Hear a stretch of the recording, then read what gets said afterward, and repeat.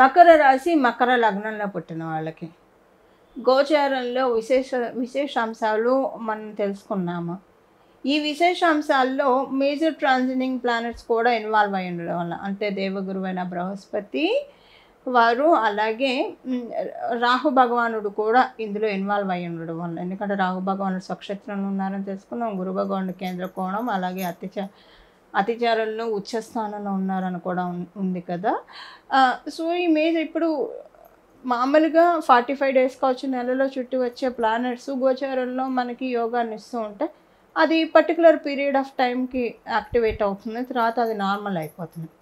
కానీ ఎప్పుడైతే గోచారంలో మేజర్ ట్రాన్సిటింగ్ ప్లానెట్స్ ఇన్వాల్వ్ అయి ఉన్నాయో అప్పుడు ఇది ఈ వారం మొదలుకొని నాంది పడుతుంది మంచి శుభత్వానికి.